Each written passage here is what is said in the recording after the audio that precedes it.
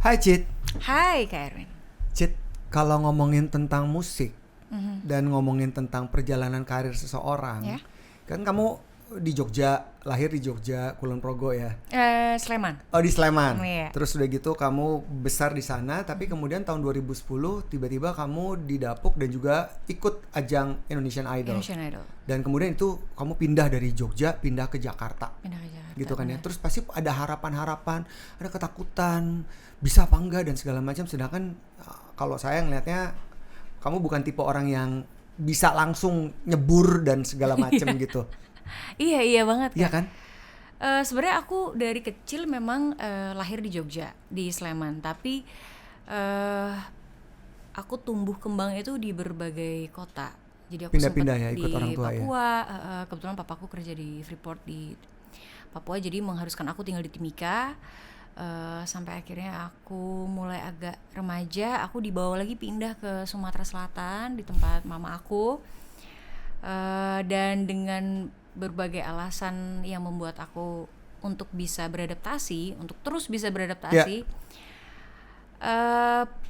tiba-tiba menjadi seorang penyanyi itu adalah proses yang paling mengagetkan sih buat aku, karena aku nggak bermimpi jadi penyanyi. Jadi dari aku kecil, aku tumbuh, aku berandai-andai pengen jadi yang berkaitan dengan medis gitu dulu. Oh iya.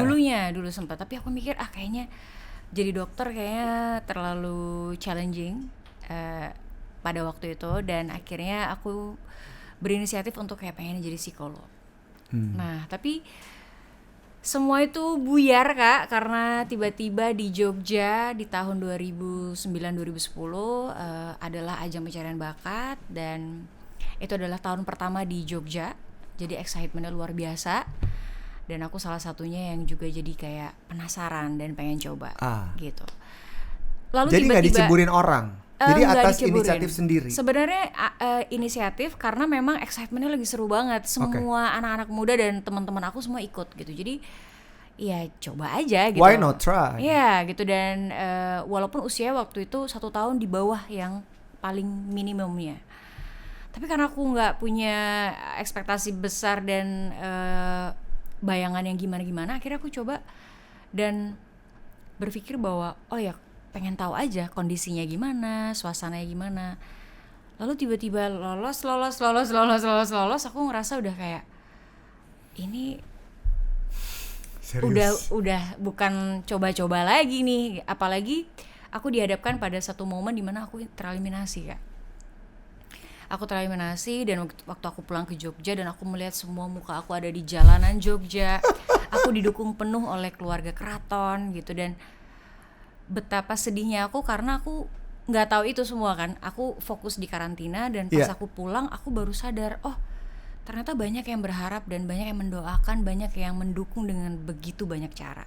Akhirnya aku berkomitmen kalau seandainya aku dipanggil lagi oleh juri dan masuk ke babak spektakuler gitu, aku pastikan aku berusaha yang maksimal gitu. Aku nggak mau lagi yang kayak iya enggak gitu. Aku pengen memaksimalkan karena mungkin ini jalan Tuhan. Mungkin semuanya itu dilalui dengan perasaan kayak mungkin nggak ya, iya nggak ya. Ya ada banyak keraguan, ada banyak ketakutan. Tapi aku melalui tahap itu tuh kayak jadi apa ya? Kayak trial error di kehidupan yang setelah idol gitu. Dan proses beradaptasi yang akhirnya semua itu kayak rasanya cepet kan Kak. Kayak Indonesian Idol itu apa ya, bisa aku bilang terlihatnya instan, tapi sebenarnya proses masaknya tuh nggak instan. Kita benar-benar ditempa dari jam terpagi sampai jam malam untuk latihan banyak hal, mengetahui banyak informasi, mengetahui banyak tekanan. Tapi memang kalau dilihat dari waktu ya itu cuman 3-5 bulan gitu prosesnya untuk sampai ke grand final. Jadi ketika aku dari Jogja hanya beberapa tahun, terus akhirnya pindah ke Jakarta karena dibukalah kesempatan ini menjadi sebuah profesi. Jadi aku menganggapnya kayak udah ada apa ya, semacam pembelajaran sebentarnya untuk aku benar-benar bertarung dengan dunia industri musik yang sebenarnya gitu. Jadi ya proses adaptasi itu sebenarnya udah ada kayak tes-tesnya dulu Kak, sampai akhirnya aku dikenal sebagai Citra Scholastika, dan punya beberapa lagu di awal karir aku. Iya, dan booming. Ya. Semua orang mengenal kamu. Semua orang memuji kamu, dan apalagi dengan karakter suara kamu yang dianggap sangat playful. Oh, terima kasih. Yeah. Your song is everywhere else. Ada di rumah, ada di mobil, ada di mana-mana, ada di kafe, ada di klub, di mana-mana gitu. Iya. Buat ngeledekin mantannya ya. Everybody knew.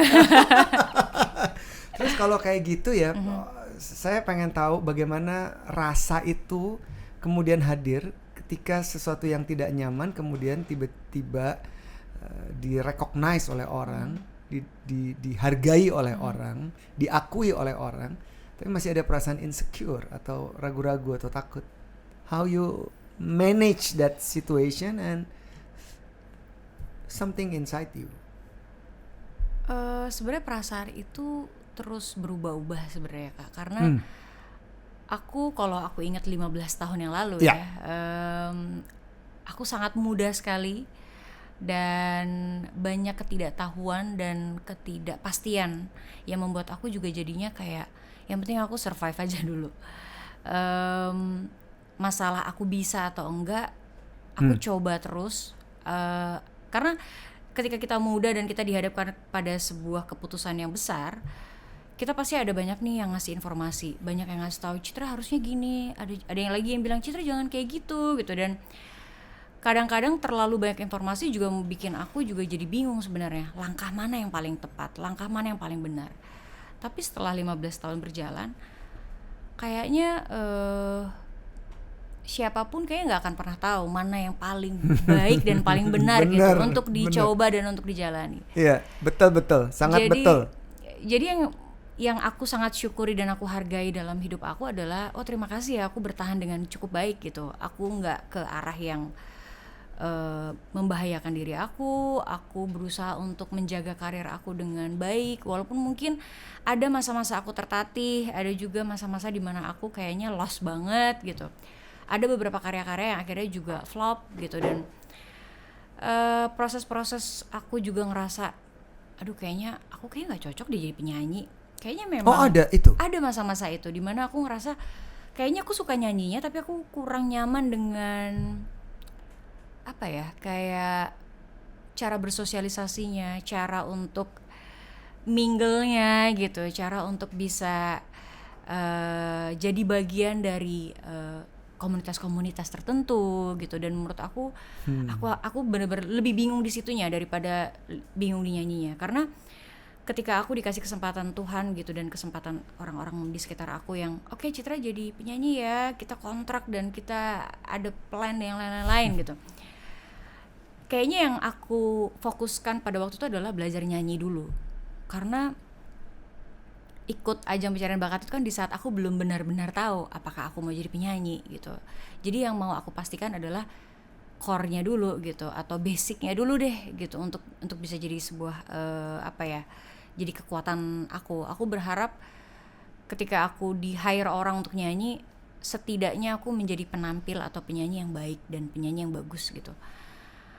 Dan itu yang aku usahakan dari tahun-tahun pertama. Terus akhirnya aku rilis beberapa lagu, itu butuh waktu yang panjang juga, karena untuk menerima penyanyi dari ajang pencarian bakat itu gak se-welcome itu. Masa? Iya, karena dianggapnya kan prosesnya bentar. Pada waktu itu ya Kak, aku gak tahu kalau zaman sekarang dengan semua media yang besar dan mereka engage dengan begitu banyak kesempatan-kesempatan kerja atau berkolaborasi. Tapi di tahun 2010 itu yang namanya penyanyi dari ajang pencarian bakat itu kayak ini kayak belum mateng deh gitu. Jadi kayak mungkin kita juga harus membuktikan bahwa mungkin terlihatnya prosesnya instan, tapi apakah kita benar-benar bisa memaksimalkan kesempatan itu dengan baik? Aku mengambil itu sebagai sebuah tanggung jawab gitu. Jadi ketika aku benar-benar merasa kayak 1-2 lagu di awal itu terbilang dikenal, terbilang sukses gitu, aku baru kayak memikirkan sekarang mungkin mulai memikirkan personal brandingnya seperti apa, aku mau jadi penyanyi seperti apa, aku mau berkolaborasi dengan siapa aja. Mungkin di situ aku baru kayak dibentuk oleh ekspertisinya gitu. Tapi ya kalau ditanya proses insecure, kayak setiap tahun ada deh masa-masa aku insecure, masa-masa aku ngerasa kayaknya ini aku nggak cocok deh, kok aku nggak bisa nyambung ya sama cara-cara pansosnya gitu misalnya. Padahal menurut aku pansos adalah skill. Oh gitu ya. Pansos itu adalah skill yang aku pernah berusaha mencoba, tapi aduh susah banget gitu, susah banget untuk bisa kayak melihat kesempatan, melihat peluang gitu ya, kayak untuk membawa diri dan lain-lain. Itu pelan-pelan banget aku belajarnya. Yang tadi aku ngerasa ini bukan aku banget gitu, tapi kayaknya nggak bisa gitu deh ketika aku ada di sebuah sebuah profesi yang melibatkan banyak orang, banyak kepentingan. Kayaknya aku juga harus menunjukkan sisi profesionalitas aku dengan tidak selalu melakukan hal yang nyaman buat aku.